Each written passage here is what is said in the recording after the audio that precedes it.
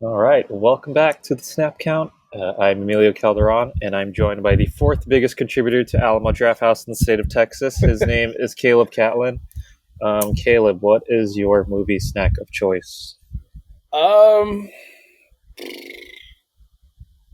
that's a good question. I don't really eat anything. I really just take the biggest fucking container of soda as possible, and that's like the sugar amount that I have for that whole day.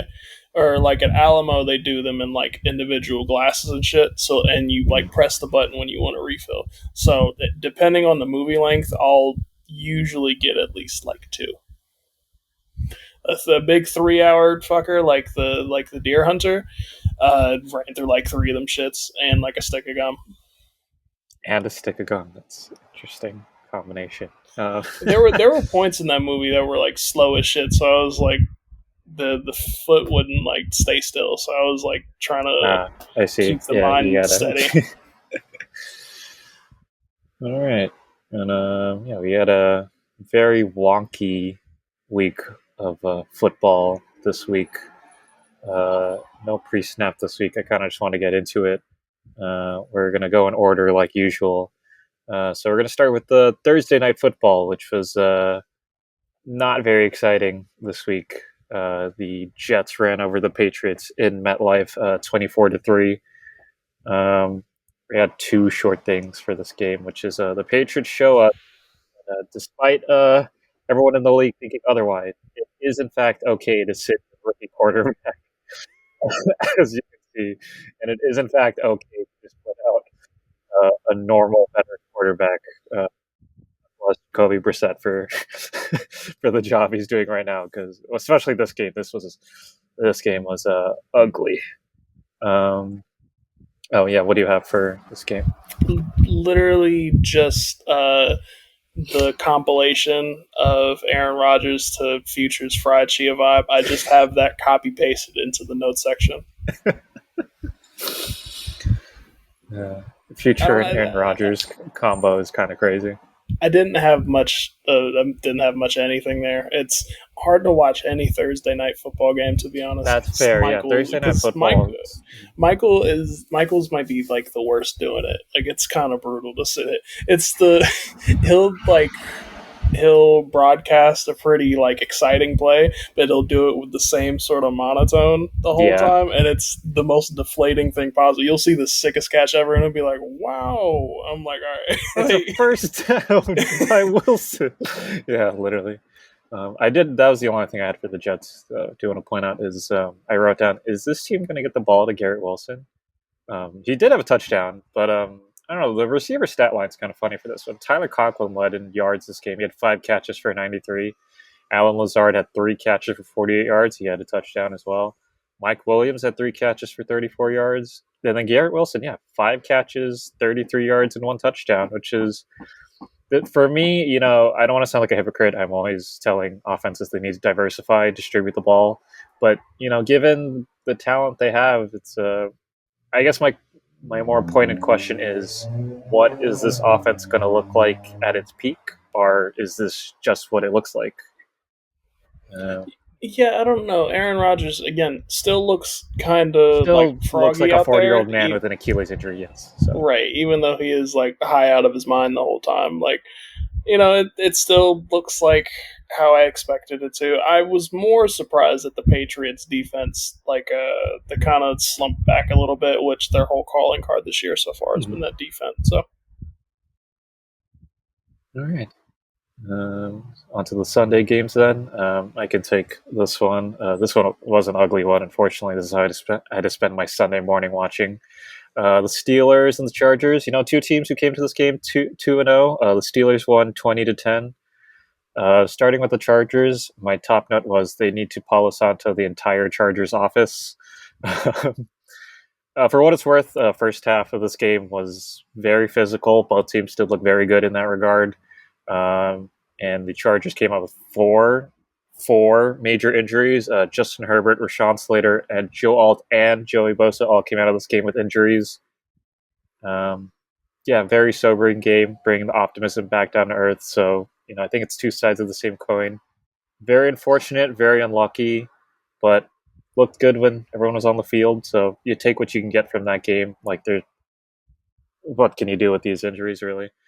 Although I guess I do want to point out that given both Herbert and Bosa's injury histories, like maybe this is a game you should have taken on the chin metaphorically and not just literally.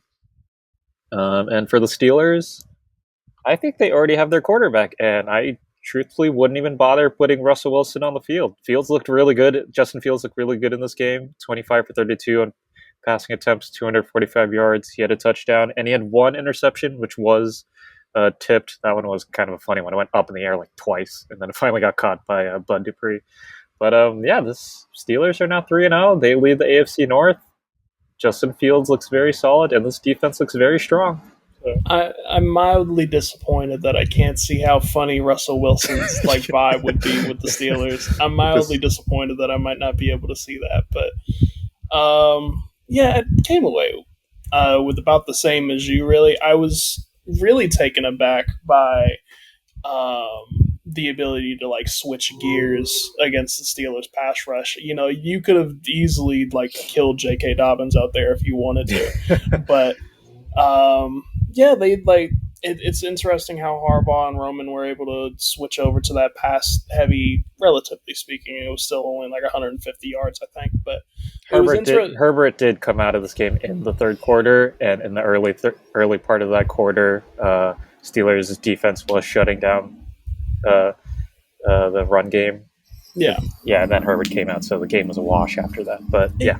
Yeah, I think the injury bug really just kept it from being more interesting because they were, you know, even though they did emphasize that pass game, it's not like there was one obvious standout either. You know, no one person got the ball. I think the highest like yard countage that I caught by the half was like 40 with like Quinn Johnston, which is still pretty, you know, wild to hear out loud. But yeah, I think it really just shows like what the Chargers could do in the future more than anything, rather than be so stubborn and hard-headed into the one-sided offense that you come to expect out of a Harbaugh unit. You know, it's interesting that they're able to flip that switch, especially when I was calling for Herbert to switch teams because they weren't letting him pass the ball.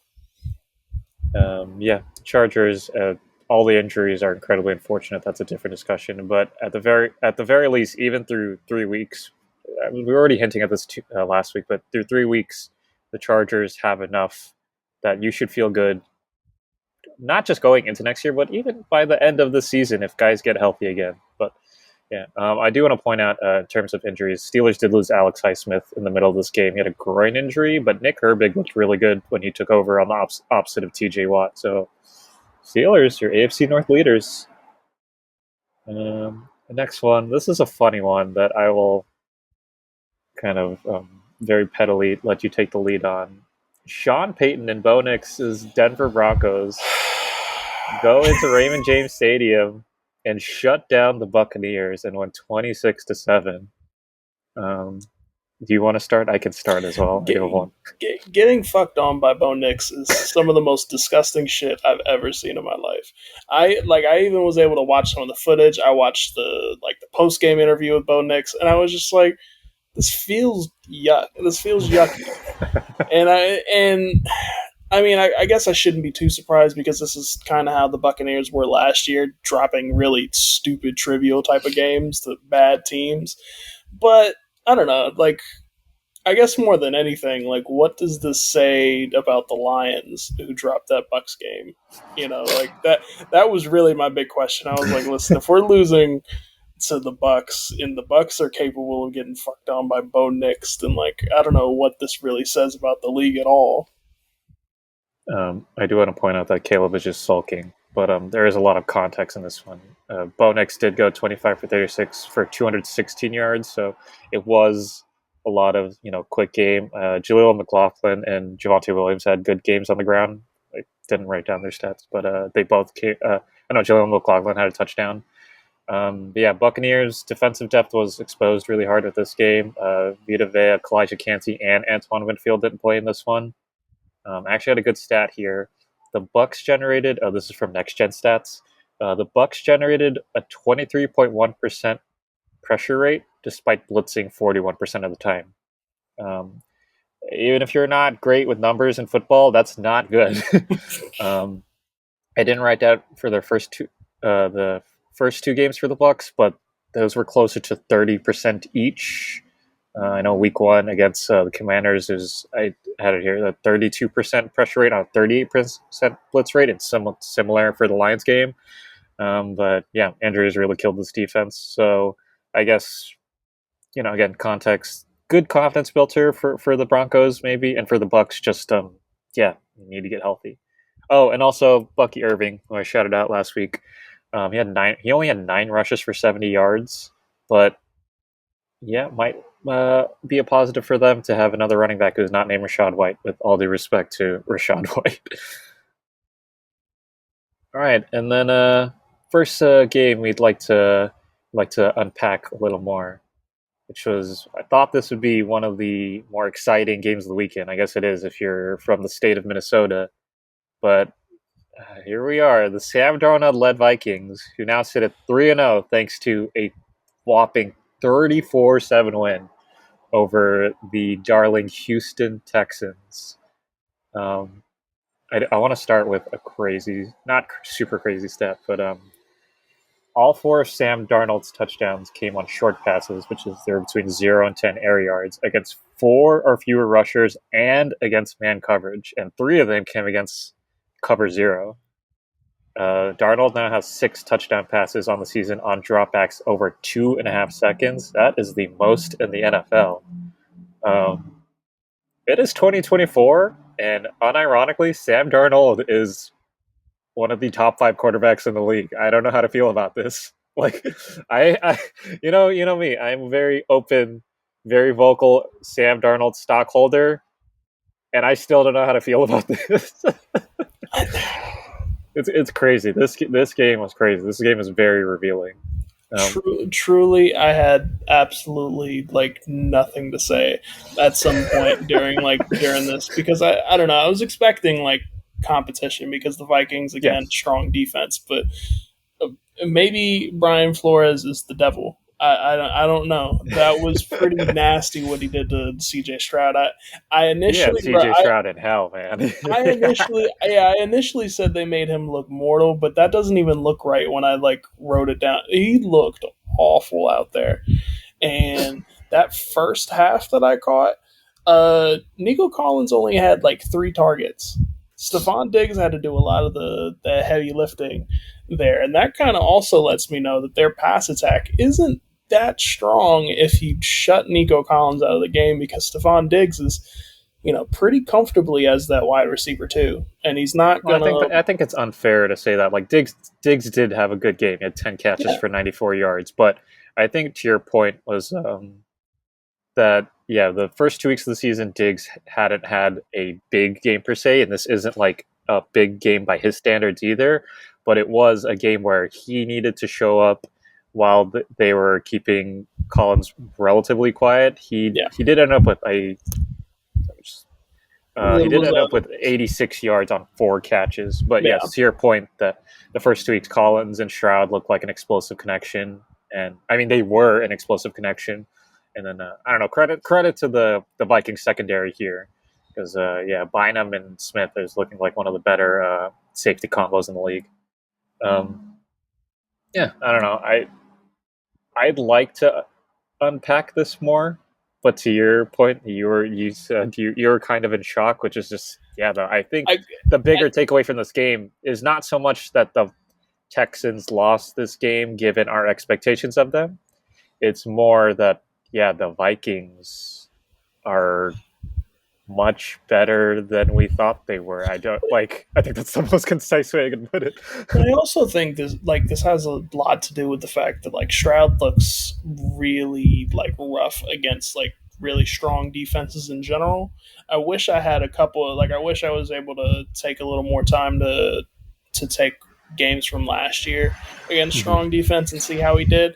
But just generally from what I can remember, it was a lot of times last year and in this year where he faces like a really competent defense where he can't, rely on his dynamic athleticism. It was really just like I don't know. We always admire him for like his brain as a quarterback, Yeah, but sometimes he just runs into these insane obstacles where, like, if it's not evident and it's not apparent that he can dissect it, he kind of struggles a little bit. He doesn't really know how to handle pressure in that sort of way. I don't know. I I think with Shroud, we have to. I think this is just going to be a theme of his career, just because of how incredible he was in his rookie year. Is we still have to temper expectations because he is ultimately still just a second year quarterback in the NFL, and I think people have this problem with quarterbacks and expectation, especially like I don't know. It's funny to talk about Shroud in this regard because he's the guy who's now given rookie quarterbacks unrealistic expectations. yeah But at the same time, like to your point, coming from especially Shroud when you contextualize his career, coming from Ohio State, which historically have not produced NFL level quarterbacks because they have always been a top 10 recruiting class university. And so when you have quarterbacks there, it's just yeah, those are guys who all their job is to get the ball to the more talented athletes on the field. And then once you get to the NFL, yeah, that's not a thing you can do, as you can see with I guess to make this a wider conversation on quarterbacks, you could see that's happening with Caleb Williams in Chicago, who hasn't been great for what it's worth, but also deserves the consideration of context where the team is not constructed perfectly, and so he's also having to deal with that. But yeah, back on Shroud. I don't know. I don't want to talk too much about Shroud, even though I do love the kid. Because ultimately, yeah, Brian Flores. You sent me this tweet that is so perfect that Brian Flores is approaching boogeyman status. Because yeah, it would be really nice to see how he works as a head coach. yeah, this guy who's coaching up these defenses so well, you just figure it's a matter of time. You think they would? I don't know. Maybe he can go full Spagnolo at this Yeah, I rate. was gonna say like I feel like Spagnolo and Brian Flores are two sides of the same coin, in which they probably deserve uh, to be head coaches, but really they're at their best when they're just like hands on their knees. They don't have to worry about the offensive coordinator in his ear. Just like I want to see Jonathan Grenard shoot this gap right now. Like he's locked in. Like he's not thinking about like, oh, we need to think about the clock management, so we need a play. He's like, we're gonna hit somebody right here. Yeah, I Yeah, think so. I wonder how. And I had mentioned towards like the previews of this year, I wanted to see the Chiefs and the Texans. I wonder how he would go against a Spag defense, Okay. particularly within a postseason setting, Mhm. because that's when they really turn it. Like I don't know, we'll get to it at some point, and I only briefly caught the Chiefs game, but you really see the difference between what they do in the regular season versus the postseason. It's like a different beast comes out. Yeah. I do want to move on, but that is kind of an interesting conversation where Brian Flores is.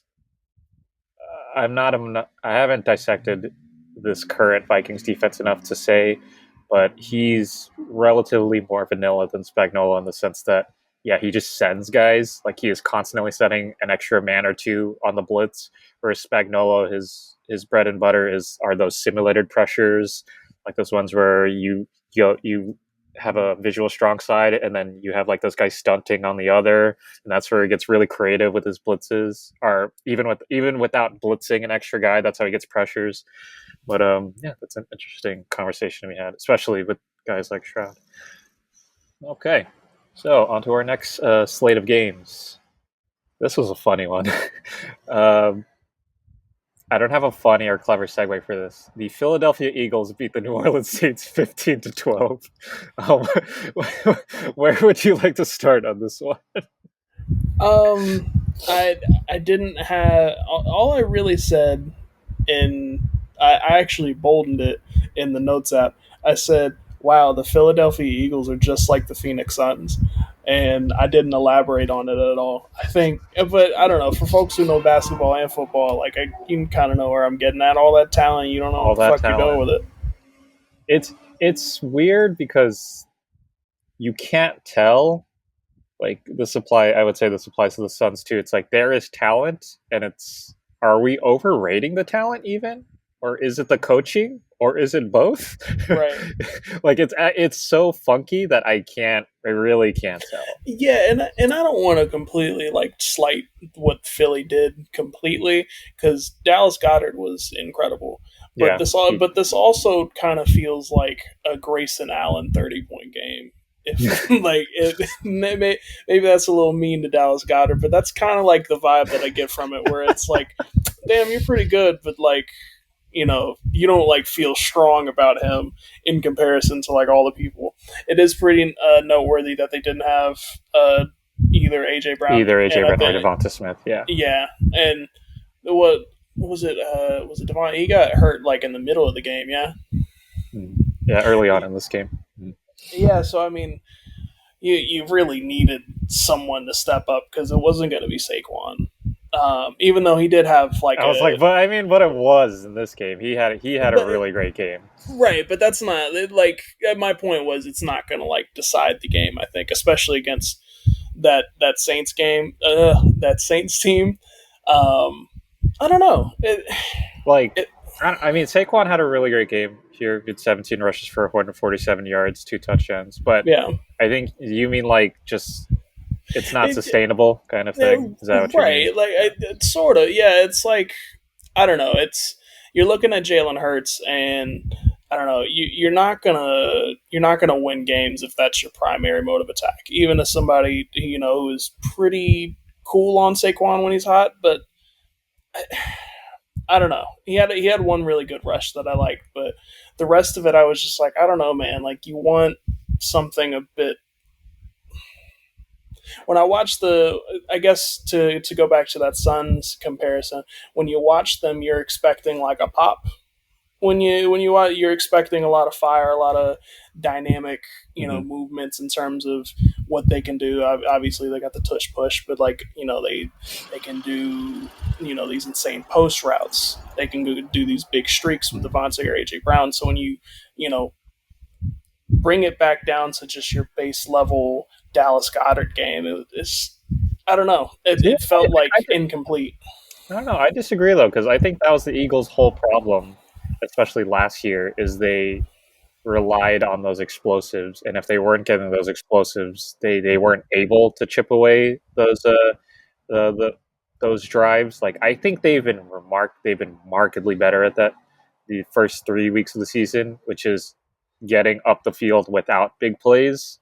Mm-hmm. And Saquon's been a big part of that, and I think the play calling has been a little bit better under Kellen Moore, but it still hasn't been great, I'd say. Um, but yeah, I do want to shout out the Eagles' defense. Vic Fangio called a really great Mm-hmm. game. Like I really love how he went with heavy sets. Like there were various times in this game where he had like 6 down linemen, and he was basically daring the Saints to run into it or to try and get those explosive plays they've been living off of the first 2 weeks. Said, Yeah. well, you can send Shaheed out there, but we're going to send 6 guys, and if Carr gets the ball out, then fine. But if not, and yeah, he did not because Saints. Yeah, they held Carr only went 14-25 with 142 yards. Okay. Rashid Shaheed had 5 targets and no catches. And then Alvin Kamara, he had a pretty decent game 26 rushes for 87 yards and 3 catches for 40 yards, which is, still kind of telling of how physically great Kamara looks right now this season so far. But that's been a quieter game of the season. What's ironic is that Chris Olave went 6 for 6 on his targets, His and we targets, yeah. always joke about Derek Carr never getting him the fucking ball. I thought that was just funny. But again, so, I think for the Saints, I wrote down one question was the ceiling was or is fun, but what's the floor? And that's Yeah, basically what happened this game. Again, to your point that Olave had caught all of his targets, and he ended up with I forgot like about 70, was 80 something yards, 86 yards. and then he did have a touchdown versus Shaheed having no catches on 5 targets. There was a positive here. The defensive front looked really good. Brian Brzee had 2 sacks. Carl Granderson came out with 1.5 sacks, 2 tackles for loss, and a forced fumble. So the defense is looking very good as well. But yeah, I think First 2 weeks of Clint Kubiak's Saints offense was a lot of fun, and now the next few weeks are going to be what can you do, yeah, when you're not getting those 20 plus yard plays. Right. That This next, Jalen, that Jalen Hurts, just real quick, 311 yards, but mm-hmm. no fucking With touchdowns. no touchdowns, yeah. It's a weird quarterback, man. And I'm putting that as nicely as possible. That's a weird quarterback. I would be remiss to walk away from this game without pointing out that I think Nick Sirianni is the luckiest head coach in the league. I don't want to. We've spent a good amount of time on this game, and I don't want to get too deep into it. But I would like to put this question out publicly: what does Nick Sirianni do? What does he do, man? I don't understand because I don't know. You look at John Gannon in Arizona and Shane Steichen in Indianapolis, and you see as head coaches they continue to implement philosophies they had that led them to a Super Bowl. And then even then last year was a total wash. And this year they bring in two experienced coordinators. I mean, Fangio being one of the most literal experienced defensive minds on the planet. And I don't know. I don't really get what the identity of this team is supposed to be. And I feel like it's time to start asking questions of their head coach. They've got all the talent for it, so really, he's the only person that should be getting the questions. This one, not a lot of questions in this one. Packers cleaned up pretty well. They beat the Titans 30-14. And one thing for the Packers, and it's Matt LaFleur is a football pervert. I jotted down one stat on the Tennessee side of things. They rushed for only 17 yards all game in that first half, 33 in total between three people. Yeah, this Titans team is so weird. So weird. I had them towards the bottom for a reason. No, I don't think very many people had high expectations of this Tennessee team, but they have talent that's littered around their roster that you think is good enough to at least keep you away from the bottom, and it's feeling more now like the actual bottom of the league is just significantly worse, but it's not so much that the Titans are better per se. Littered is a good word. That's kind of how I feel about Tennessee in general. But Packers, I did have one note, which is obviously they're doing all this without Jordan Love, who, granted, they've now won they've won their 2 games without him. This defense is really winning them games. The only thing I have for them is keep winning the turnover battle. They forced 2 interceptions and a fumble in this game. They are leading the league in turnover differential with a +7. Second place is New Orleans, coincidentally, with a +4. The Packers. It was looking like week 1 after the week 1 loss to the Eagles and the Jordan Love injury. It felt like, oh, I guess maybe the Packers won't have a breakout season. But I would stay positive if you have Packers stock. Also, Will Levis gave us another great meme. I love this guy. Quarterbacking, very questionable. Purely as a social media person, yeah, wonderful stuff. This is another ugly one, but I'm gonna stay in this order that I have in front of me. The New York Giants get their first win of the season, 21-15 over the Cleveland Browns. I can take this. I actually have like a good amount for you guys. Okay, I'll just say then. Yeah. Daniel Jones really doesn't want to sell used cars yet. He does not. No, he does not.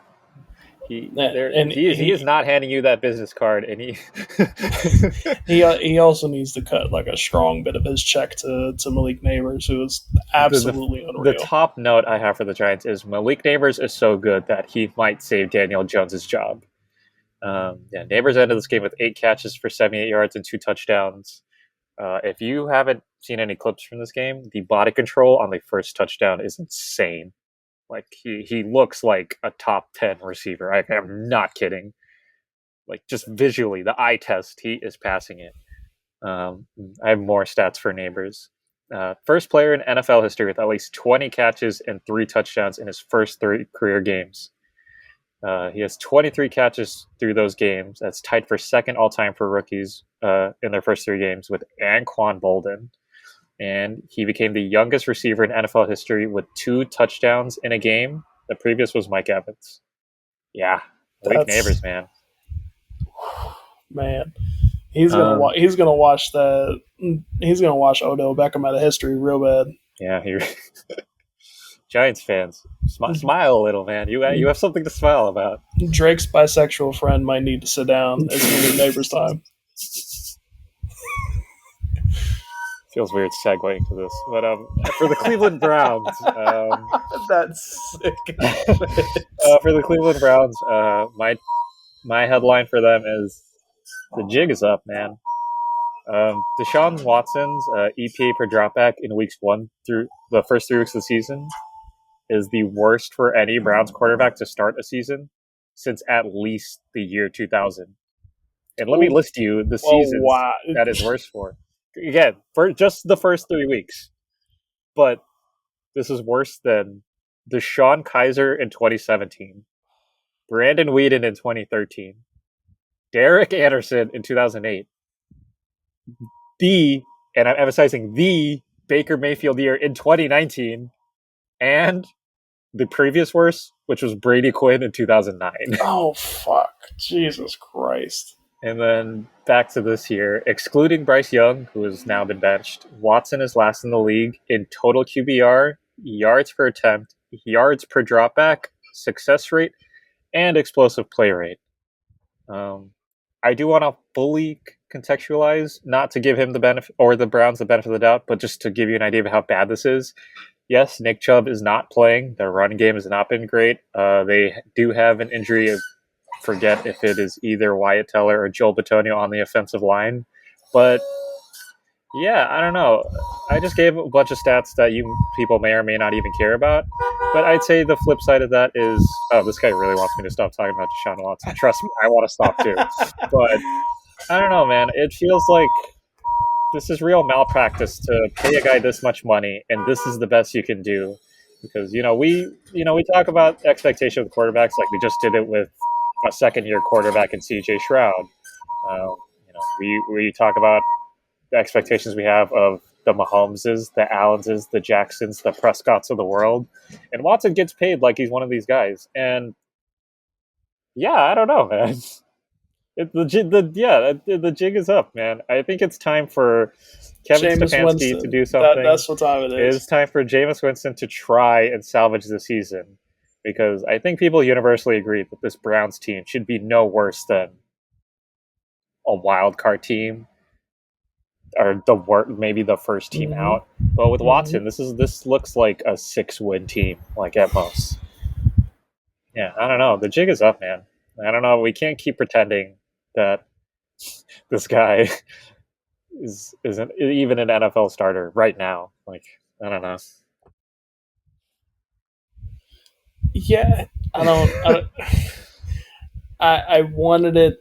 I wanted the Browns to be like good because the defense is still pretty strong, but like they definitely seem a bit tired. Is kind of what it's a very minor thing that people sort of ignore over time, but like sometimes when you get that defense out on the field all the fucking time, at some point they're going to start to wither away, even if they are among the best in the league. So when you have Deshaun Watson so quickly getting off the field because of how bad he is as a quarterback, that's going to impact their defensive side of the ball just as much. So really, I don't think this is I don't think this is an indictment on the Browns defense or Absolutely me not at all. or me encouraging the Giants offense. Really it's just a matter of like, this quarterback is so bad that he can't keep. Let me see if I can. I said this in the preseason. Let me see if I can find their game of possession, like when they were on the field, and see how. I did bring this up in the preseason because you were higher on the Browns, and my issue with the Browns outside of Watson was, regardless of how good or bad Watson was going to be, like this defense I think was naturally going to regress a little because they put up such a historically great season. I'll at least give you the defense, their stats through the season. The defense, I mean, they are 13th in total yards. They are 22nd in points, but they're seventh in third down conversion. So the Mm-hmm. defense is still a bit very good, but Mm-hmm. yeah, I don't know.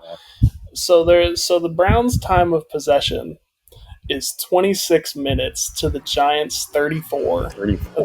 That's a 8-minute difference with only 217 yards within that 26 minutes on the Browns end. So Yeah. that's so much. That's so much time that the Browns got to play on defense because Deshaun Watson can't convert anything into touchdowns.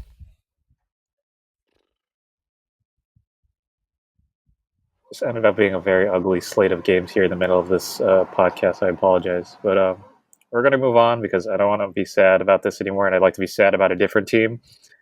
Uh, Battle of two young guys who are struggling real hard. Colts beat the Bears 21-16. Only thing I have for the Bears is that this offensive line is much worse than we thought it was. Uh, Before I get to Caleb, the run game has just been non-existent, and that's just how bad this line is. DeAndre Swift had 13 carries for 20 yards. Roshan Johnson had 8 carries for 30 yards. There's I should have saved this photo, but I remember it. So they're on the Bears are on a goal to go situation, and they run a sweep, I think, or they run an option. Yeah, and I think it's Swift or whoever's the ball carrier is going to the left side, and 4 of the 5 Bears linemen are on the floor, and the Colts D line are already chasing after the ball carrier. Like they're on the floor, like they're not like knees are like struggling, like they're totally beat. Like asses are on the floor, dude. So This is not good. conversely, this should have been a beatdown if Anthony Richardson knew how to make a safe pass. I wish that he knew that not only was it a safe option, but that he didn't need to throw it so fucking high. He has absolutely no touch on the football at all. If it's not a straight bomb, don't expect to get don't get no curl, nothing like that, because you are gonna get it's gonna go over the head, and it's gonna be either one of the nastiest picks you've ever seen, or it's going straight out of bounds. Yeah, these stat lines side by side don't even look real. This is real. This is like Oregon versus Iowa vibes. Caleb ended with 33 of 52. He ended with 363 yards, 2 touchdowns, and 2 picks. Richardson ended 10 of 20 on his pass attempts, 167 yards, and 2 picks. 32 pass attempt difference. I mentioned this a couple weeks ago. Are we sure that we don't want to put Joe Flacco out there? That is what I did write that down. They should really give serious consideration to benching Anthony Richardson because, as we pointed out with our early game with the thanks to the Patriots, it is in fact okay to still sit your rookie quarterback in the year 2024. He's not a rookie, but your young quarterback in 2020. He didn't play for shit last year, so it's fine. He's your rookie quarterback, and Yeah. Lord knows he could learn a thing or two from somebody who, again, brought the Browns to the playoffs at 40 years old. It's another big game. This was a really great game. If you wanted to catch one game for the weekend that you didn't get to see, I'd pull up the tape for this one. The Los Angeles Rams pulled out a very scrappy, very entertaining 27-24 win over the San Francisco 49ers. I have a really great stat I'd like to start with. Another next-gen stat. Only 16.7% of the 49ers passing yards came after the catch in week 3.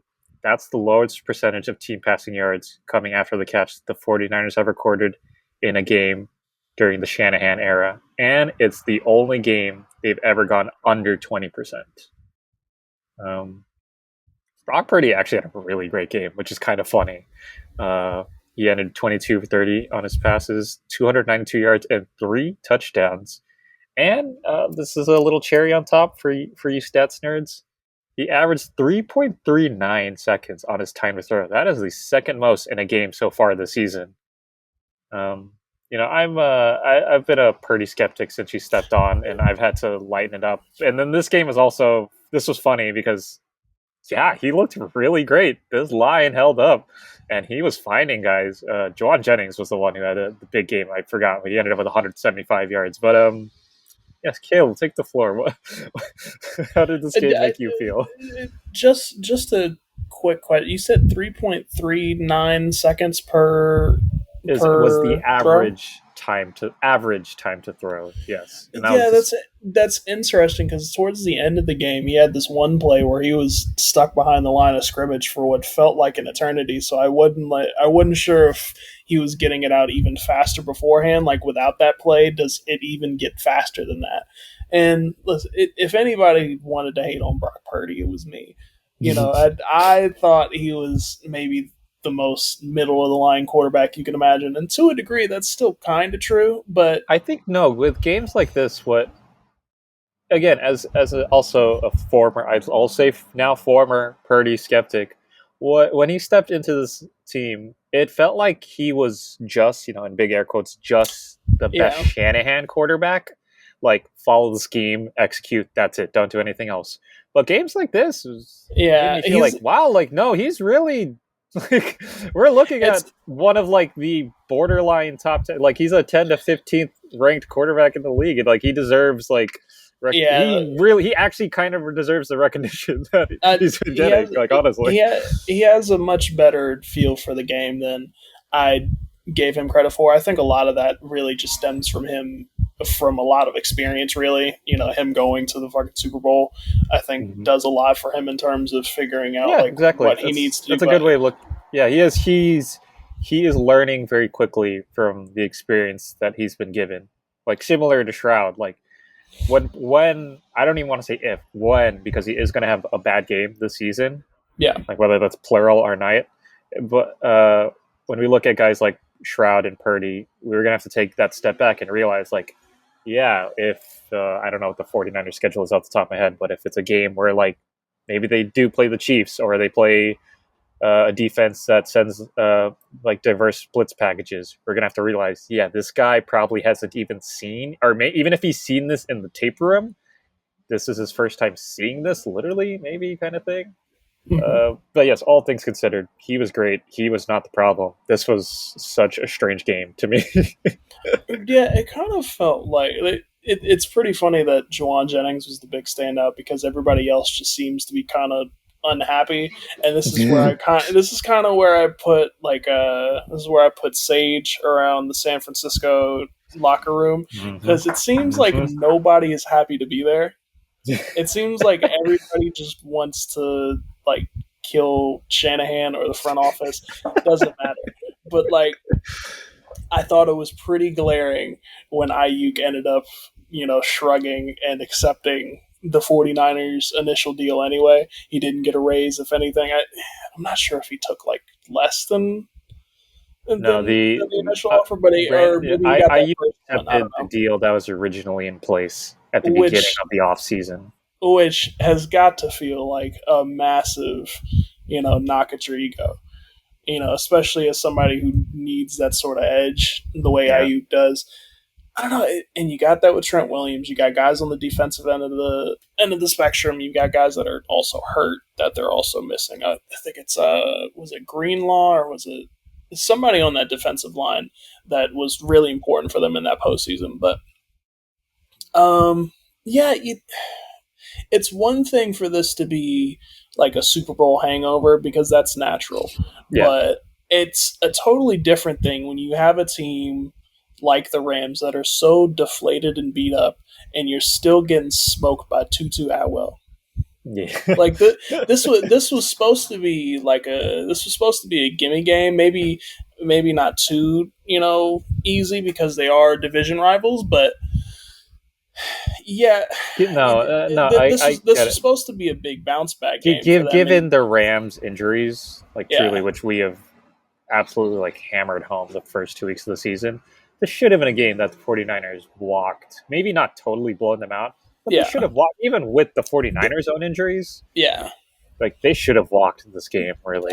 This could have been like the big confidence booster that they needed after very bizarre first two games. Even one that they won, like they still didn't walk away feeling like great about it. So I don't know if they're doing this against like really, you know, banged up Rams defense and offense. What are they going to do against better teams? Like, what are they going to do when the Patriots want their get back next week? That kind of thing. Like, if they're, sort of struggling to give a shit on the field in that sort of way, then, Yeah. like, I don't know. I don't know. I lack the imagination to contemplate like what that next iteration of the 49ers looks like, because obviously they're going to stick it out with Shanahan, It's and I don't know, like they got a lot of money invested in guys like Purdy and Ayuk and all these guys. So at some point they're going to need to either let them go or trade them, and I wonder what that step back looks like for them, given that they're still among the top five in the league, but clearly not enough to where they can get over the hump. All right, moving on with the rest of the Sunday games. This one with a healthy quarterback would have been exciting. It was not. The Seattle Seahawks moved to 3-0, beating the Dolphins 24-3. I only have two things. Dolphins. I wrote down they are who we thought they were, and they really need to start Tyler Huntley or trade for another quarterback because, yeah, these no offense, these two white boys, they're trying to tell me our NFL quarterbacks are in fact not NFL Dolphins football, let's ride. quarterbacks. Ooh, that's gross. That's gross. Why'd you say that? And then for the I Seahawks, did you? the only thing I linked for this game, and this was really just for the Dolphins. I linked the Logic song with the Suicide Hotline, and I put Mike McDaniel Suicide Yeah, we're Hotline. gonna get a we're gonna get a picture of Mike McDaniel like Urban Meyer in the bar when he's got the arm around the young girl and he's just like. And for the Seahawks, I think they are the quietest great team of the season so far. Which yeah, I know you weren't very high on them in the preseason, but I thought they've exceeded my expectations too. For what it's worth, Gino had another great game, 26-34 in his pass attempts, 289 yards, one touchdown. He was picked off twice, but Seahawks defense had a great game, and then Zach Charbonnet had what I thought was probably the best game he's played for the Seahawks. Numbers don't jump off the page. He had 18 rushes for 91 yards. He did have 16 rushing yards over expected. Yeah, I don't know. This was a big boy game for him. Like this was one of those games where a normal running back goes like 20 for 60, 70 max, but I think he grabbed at least. I didn't write it down, but this was a big boy game. That's how I'm going to put it. Like he got a good amount of yards after contact. He was hitting the gap real strong. This was a good game for him and for this team, which are again I'd like to point out 3-0 and now leading a very competitive NFC West. Yeah, I definitely was lower on the Seahawks, and I'm cool with being wrong about them because they still have that like Indiana Pacers sort of like you know you, or like the Atlanta Hawks that one year where they had like five All Stars, but like none of them feel like All Star. That's kind of the vibe that I've always gotten from them. Hmm. Like really strong all around, but not like eye popping. You don't like expect much from them, but they're always competitive. So like it A, doesn't surprise. a well coached team with talented distributed everywhere, but no elite talent. Which I Yeah, understand because especially in the modern NFL, it feels like every good, not just maybe not even just good, every great team, or actually, yeah, even every playoff team has some form of elite talent. Even if you look at the just off the top of my head, the Bucks last year, obviously Baker played very well, but you got hip throwing some Mike Evans, so you have elite talent there. And well, we're gonna let me tell you, I will come back to Seattle later on when we get to four downs. So you sit and wait.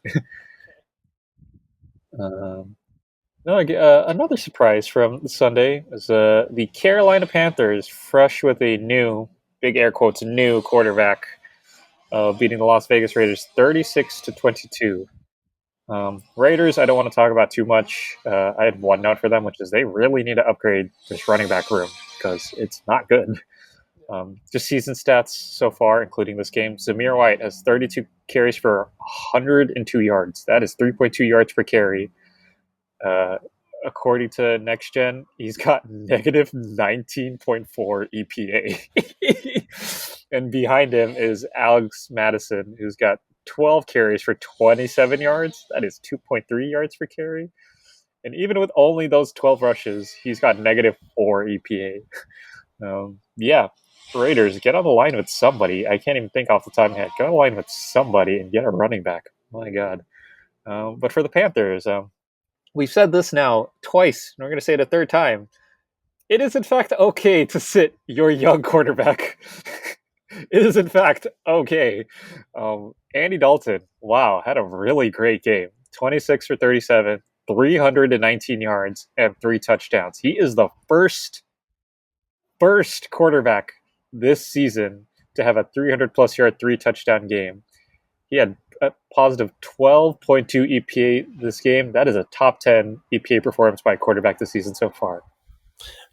I would like to sub my coleslaw with extra Texas toast. Thank you, Bryce Young.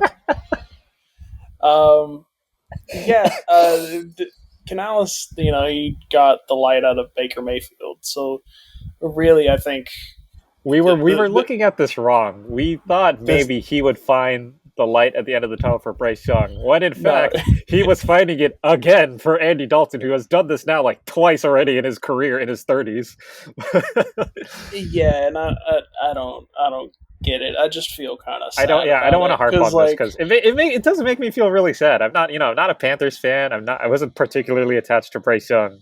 Because they like actually look good, but like it's really good. It's crazy that like the quarterback savior gave up on Bryce Young after 2 weeks. Chuba Hubbard also had 21 carries for 114 yards. Deontay Johnson had 8 catches for 122 yards and a touchdown. I mean, we talked about with thinking about the Panthers in the preseason and early on. They made, obviously this team would still be, frankly, near the bottom, if not the bottom of the league. But we thought they made moves that they would at least look a lot better than last year. And with Bryce, didn't pan out. And now, obviously, I guess we were half right, which is those moves they made did make them look better. Yeah, sad. Bryce Young, if you ever want to hang out at Canes, you let me know, because I'll kill a 6-finger combo by myself. Like we can hang out, we can talk, man. If you need someone to talk to. Not the Canes, bro. That's so nasty. I won't get on the side tangent about Canes. Don't let me do it. This is like pro Canes podcast, all right? You watch your mouth. No, it's not. It absolutely is. You watch your damn mouth. I hope you keep a bottle of hot sauce in your car if you're going. Watch your damn mouth. Speaking of a guy who's doing advertising for places with chicken, Dan Campbell's Detroit Lions in a very scrappy. This is the first Caleb Catlin Bowl of the season. They beat the Cardinals 20-13. I'm going to let you take the floor on this one. This game was super tight for all the nerdy reasons that I liked it for. Nothing pretty glaring stood out. It kind of went as expected, but the Lions secondary stayed strong. Contained Marvin Harrison relatively well, which was a big question mark because if Aiden, at least in that first half, Kyler Murray looked great. He looked really poised in the pocket. But once that second half came around, Aiden Hutchinson and the crew started putting the pressure more on him, made him more uncomfortable. And then from there, it's like, the Cardinals couldn't come back from that. They had a little fire, and I was wondering if it was going to get tighter towards the end, but it turned out being what I expected it to be. The Lions took care of business.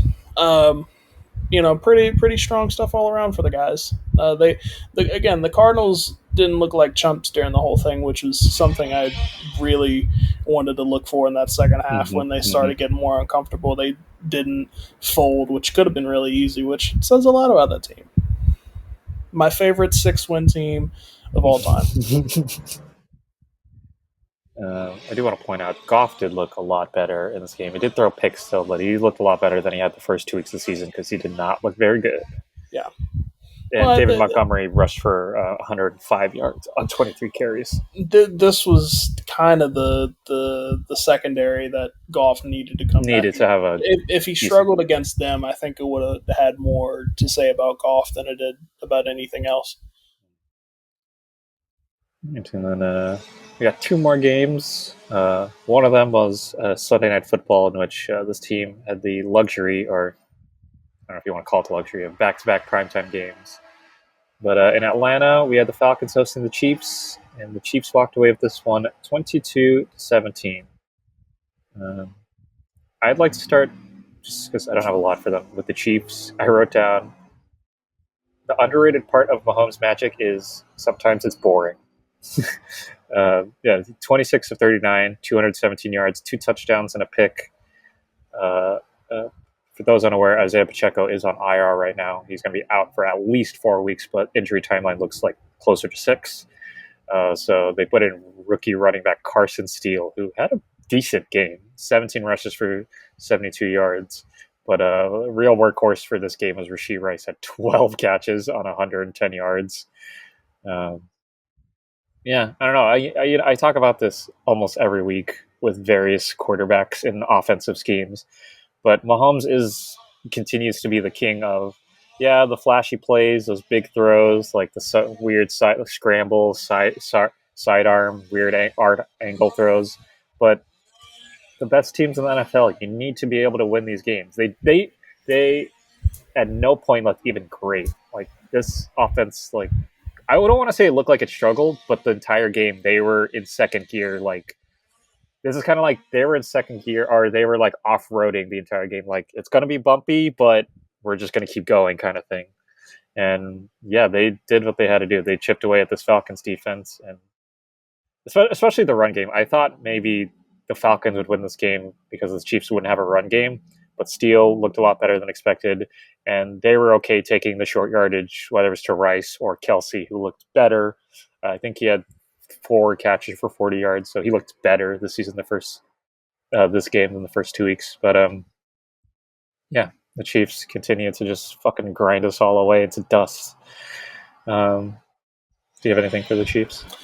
For the Chiefs, no. I will go ahead and start with the Falcons Oh, though. I do want to Just point out. I'm sorry. Just last thing on the Chiefs. Chamari Connor had a really great game.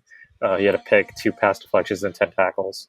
So they are not missing L'Jarius Sneed, which is truly one of the most irritating things to happen this season. But um, the Falcons. the Falcons, I only had there was just a play that stuck in mind. I didn't really get to sit with this game very much, but there was one play in particular that I was able to see where I think it was a third or a fourth and one situation where the Falcons do like a stretch situation, and the line doesn't hold up very well. But what was like really glaring is that their secondary blocker, rather than have a fullback, they just put another like small ass running back right in front.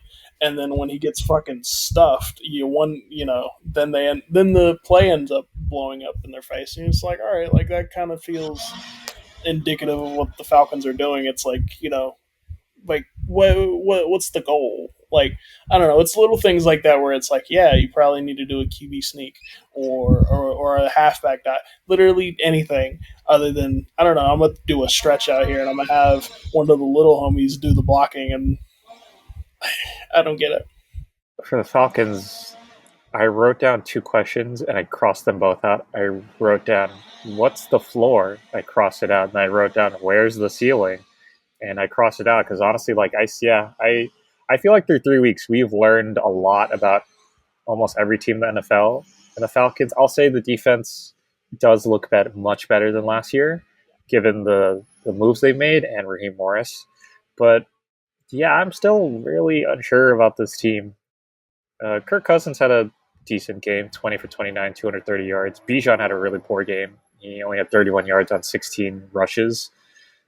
So that was kind of their issue with this game, was no solid run game. Tyler Algier had I think 40 yards on 7 carries. But yeah, it's hard to tell because this game specifically, not having a good run game lost them. This like yeah, I don't know. like I'm sorry to be so abstract, but yeah, I don't know with this team. Like I'll flat out say like I'll put my honesty slash hater hat on and just like the Falcons just don't move me enough is my thing. Because with the Jets, I talked about my overreaction was I'm not sure if they would make the playoffs, and I think the Jets have moved the needle enough for me now that I think it's still plausible that they won't, but all things considered, like the Tua injury in Miami, and then their offense is looking better week by week. Yeah, like the Jets and the Falcons are like similar teams. Old quarterback, you need the skill guys to be great. You need the defense to hold up. I could see it happening for the Jets, but the Falcons, I don't know. I don't know. All right. And our last big game for this Sunday slate. This one ended up being a lot better than I expected. Even I say this, somebody shouted this game out last week in my 2 minute warning. The Baltimore Ravens pulled out a very, very important win to bring them to 1-2. They beat the Cowboys 28-25. This game was so strange. I felt worse about both teams after the game was over.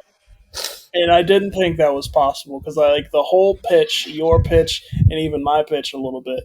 The whole idea was like, all right, we're gonna figure out like which of these teams is serious, and it turns out neither of them are serious. it, it like it says a lot that Lamar Jackson. I don't know if you saw that clip earlier in the day where like Marlon Humphrey was on Instagram Live and he had the phone on Lamar Jackson. He was like, "Don't nobody." He was like, "We didn't win to be going on live and shit." Be going on live. And I was like, "Yeah, like at least somebody's being an adult here, acting like that was satisfactory." Because like they had no business being in that perilous situation in the first place. Now, some of this you could attest to some of Lamar's, again, some of his worst instincts. But really, like, I mean, he's trying his ass off to a This largely unimaginative, offensive scheme that Top Monken is throwing out there. And I mean, I think that's unfair, mostly because I think once Henry, you saw how hot Henry was getting. oh yeah, They basically doubled down, similar to what the Eagles defense did to New Orleans. The Baltimore run game to the Cowboys defense, they're like, "Look, man, we're going to do this until you stop it," and they never stopped it. yeah. I mean, I wasn't able to get to that, but like if it wasn't for that, like then you really would have been like kind of scrunching your eyebrow a little bit, where it's like, where is the offense going to come from?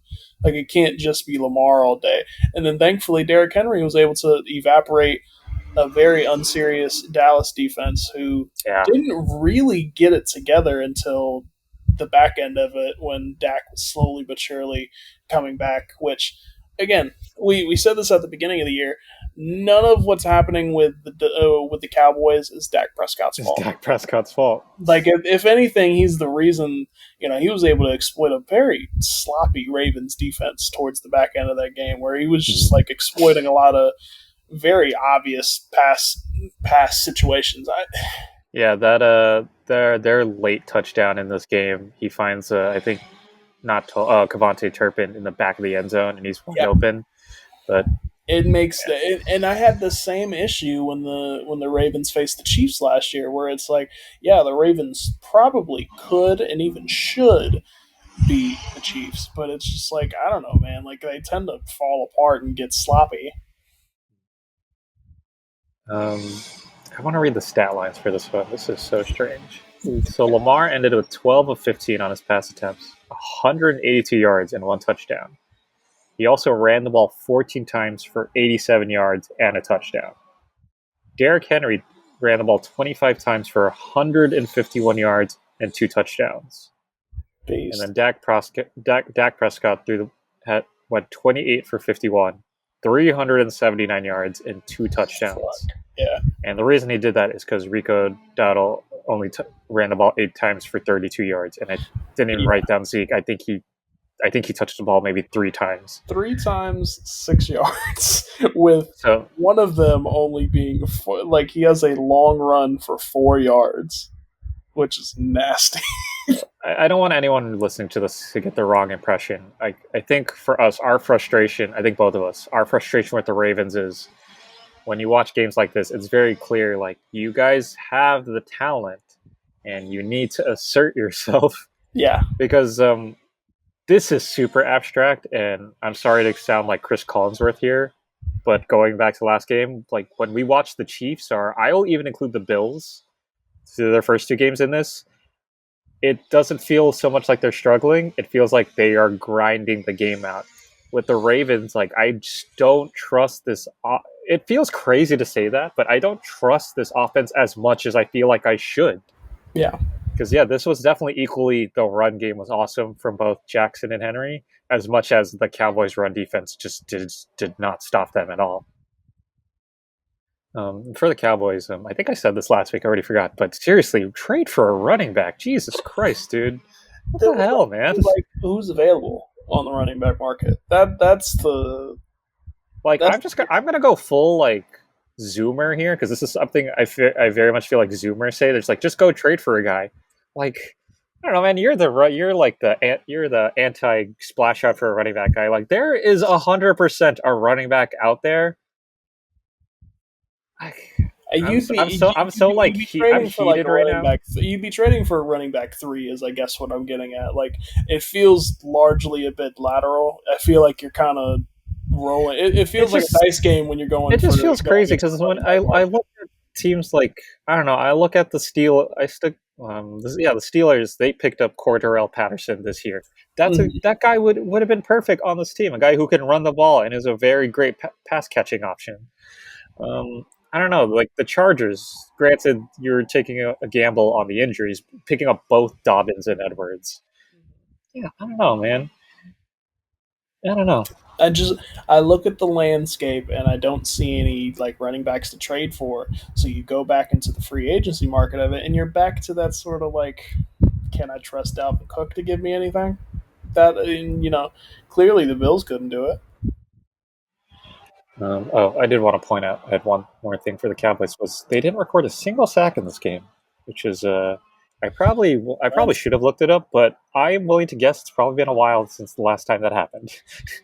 yeah, which I mean that's another thing. It's like I don't know if they're not stopping Derrick Henry, they're really not stopping Lamar Jackson. Jackson, yeah. All right, and that brings us to the conclusion of every game that conclude uh, was played on Thursday and Sunday. We skipped last week's Monday Night Football because I feel like we had enough to talk about with the Falcons and the Eagles with the games they played over the weekend. We'll probably include Monday Night Footballs tonight's. If you're There's watching two of this, them. there's two of them. We'll probably include that in next week's pod. But yeah, that is it for all the games, and we're going into our my personal favorite, at least this week. I'm very excited to share our four downs for this week. Would you like to start? Would you like me to start? Admittedly, I forgot to jot down, so I'd kind of be freestyling if I was doing it. So Okay. go ahead, you could set the bar for it. Would you like me to just take this then? I got two, and Go for it. then all right. First one's very easy.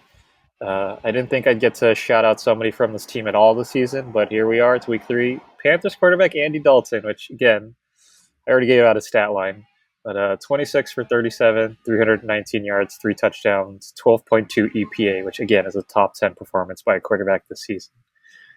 The Panthers being good could very much make that division much more interesting than I thought it was. I don't think they're going to be good enough to compete for the playoffs per se, and I don't expect Dalton to be this consistent per se, but he raises the floor way higher and enough to a point that I think makes them one of those pain in the ass interdivisional opponents. Let me see something real quick, because if they how did so Max Crosby didn't seem to do I much of like how this is the. anything. I think this is the first freestyle in the history of this. This Max Crosby didn't do. no, Okay, Yeah, so that's weird that you like the Raiders defense, which is really the only thing that you could feel excited about on that sort of end. Yeah. Essentially neutralized. Like again, really quiet game from Wilkins. Only 2 tackles there. Only 3 tackles from Max Crosby. Mhm. Feels a little gross, doesn't it? It's Panthers offensive line, man. I don't know. I don't know. They really did like Bryce Young. I don't know, man. I don't know, honestly. He's pretty seems like not the most unrealistic explanation. But yes, my second down, I was very excited. I said we're going to come back to Seattle because I wanted to point out this cornerback duo, which I'd like to prove you wrong, is I think this cornerback duo is the best in the league and is very much going to be their calling card this season.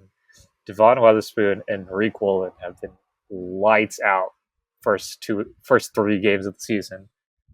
Um, I'll start with Woolen because he's technically the CB2. He's played 112 coverage snaps. He's only been targeted 11 times and only let up 4 catches for 31 yards. That is a flat 7.0 passer rating.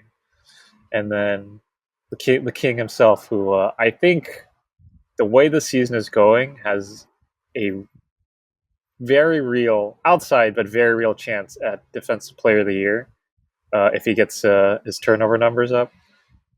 105 coverage snaps, 15 targets, 7 catches for 40 yards.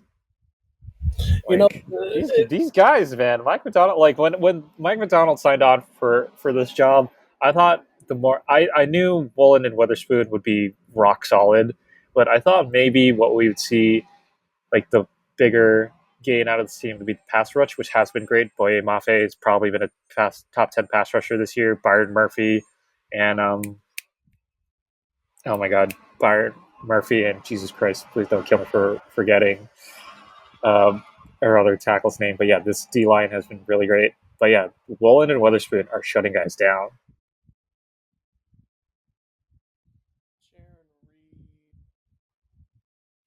yeah, listening to you talk about that kind of felt like when people would try and get people like drummed up for like prime Al Horford, Paul Millsap front court. That's kind of how it struck me listening to that because it's like I don't know. I looked at the stat line and I was like, oh, okay, clearly this isn't like translating there. So I'm glad you had like the deeper set of stats there. I'm assuming you don't want to freestyle your four kills. I kind of feel like, unfortunately, like I didn't It's really get it on. I didn't really get it like assigned for its own section. I was really able to shout out that Vikings defense, particularly the. Sorry, my brain fucking farted there. And then, yeah, Malik Neighbors. Like, really, those were the two. Flores and Neighbors. There, I was able to weave those in. I didn't have them dedicated solely to itself. It was mostly me. I had like anti shout outs. I guess is the thing. yeah, I that had fits like, you. wow, the Cowboys pass rush sucked. Those. I didn't have I didn't have the positive joints set aside. Oh, I left him off my list because I wasn't sure what yours would be. But I guess I'll add a third down of mine here, which is for the Vikings. Jonathan Grenard, great game coming up against his old team. He had 3 sacks, 6 tackles, and his get off was 0.71 seconds, which I think is the fourth fastest by defensive end quarter in a game this year. So yeah, shout out Yeah, Jonathan Grenard. Had a you really know, great game. I can do a brief shout out. Shout out Tutu Atwell, who has practically assumed wide receiver one on that Rams team. Not You by know, choice. yeah, Not by by choice. Yes. pure inheritance at this rate, and honestly, kind of scrappy. Big Isaiah Thomas vibes. Yeah. Yeah. Zay Flowers and Tutu Atwell visibility for the short wide receiver ones. All right, and we did actually end up getting all 4 downs, which means that brings us to the 2 minute warning, 2 minute elevator pitch to games to watch next week. I will start. Like mine's real easy. Sunday Night Football. Buffalo Bills at M&T Bank Stadium for the Baltimore I had the Ravens. same one. All right, I'll go numbers here, and you go the rest. The Buffalo offense so far, 22nd in total yard, second in points. The Baltimore offense, first in total yards, 10th in points. The Buffalo defense, 12th in total yards, tied for ninth in points. This is allowed, obviously. The Baltimore defense, 26th in total yards, tied for 26th in points. Look, it's week 4. It is still kind of early in the season, but again, the Ravens, man. Show me what you got, man. Show me what you got. Let's see it. Let's see it. That's pretty much exactly what I had written down in a more basic form. I want to see if Josh Allen can beat the 2-time MVP. And I want to see how this aids Josh Allen's own MVP campaign this year, which, so far is, he's looking really strong on that front. So I would just like to point out, just for reference on this podcast, personal favorite of ours, Bill Barnwell on I forget what show this is, but his hot take for the season before the season was that the Chiefs would win 16 games, and the one game they would lose would be to Josh Allen's Buffalo Bills. So to your point, where the pendulum is starting to swing in the MVP race, perhaps. I think I don't know. There's not any obvious ones besides him, to be honest. Because it's a quarterback award for what it's worth. Unless you have something that's like truly undeniable. But even people who are like Aaron Donald never got that nod. It still went to, I think it was. Yeah, it's always going to be an offensive that year. Yeah, I think it will just continue to be an offensive award because it is a narrative award, and this is a funny thing to sign off on, but I'm sure you saw this too. The amount of crying, and I will say crying, that has happened this week about cover 2. Like, cover 2? Like, Mel Kiper, come outside? What is your fucking problem? Like band defense, bro. Like, I don't know. I'm just so, like, in the eternal cultural divorce that is happening in America since Trump became president in the first time, like, what is happening? Like, how did we get run the ball in the divorce?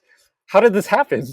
Like why are these random old motherfuckers on NFL media crying about banning cover 2 and telling us safeties need to come closer to the, like, what is wrong with you people?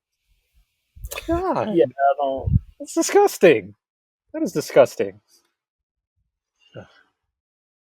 Sorry to sign off so heated, but over cover 2, bro. That is crazy to me. Like, that blows my mind. Like, of all the things we could cry about, but yeah. So I don't want to end totally on that. Do you have album or movie you'd like to shout out for this week? Ooh. Well, I might be seeing King of Comedy tonight. I'm not sure. Oh man, that's an all-timer. That might be the best De Niro performance, honestly. That's okay. Better question. What are your 3 favorite De Niros? I always have to say The Irishman because I'm biased. I love The Irishman. It's my favorite Scorsese. Yeah, The Irishman. Honestly, I feel like I might be willing to put Killers of the Flower Moon up there.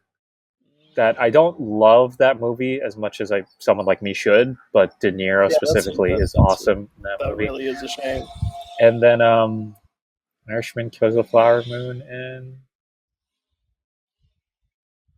yeah, I guess Heat. You know, it's very vanilla answers, but I don't know. Those are some all-timer performances, I guess. But I don't know. King of Comedy. I think of King of Comedy too, but I don't want to spoil it too much. It's a blind spot in my Scorsese, so I might be seeing that later tonight. I will say, sorry, Sandra Bernhardt, best performance by a woman in a Scorsese movie all time. that was until Lily Gladstone in Flowers of the Killer Moon. She's really Mm. great. Yeah, you were saying. In terms of albums, Gap Oh, you Year went by. both. I said or, but Gav, Oh, you started I cooking. had I hadn't watched it. I hadn't watched the damn movie yet, so I can't really shout it out. True shout out. Listen to Gap Year by Layla. By Layla. Mos Def's daughter is bringing the energy back. All right. Do I have anything I want to shout out? I'm listening to most of the same. I guess keeping it R&B. Raven Lene album has been fantastic. Bird's Eye. I think that's got some of my favorite songs of the year so far. That Ty Dolla The Sign Ty record Dolla is song sign. Yeah. crazy.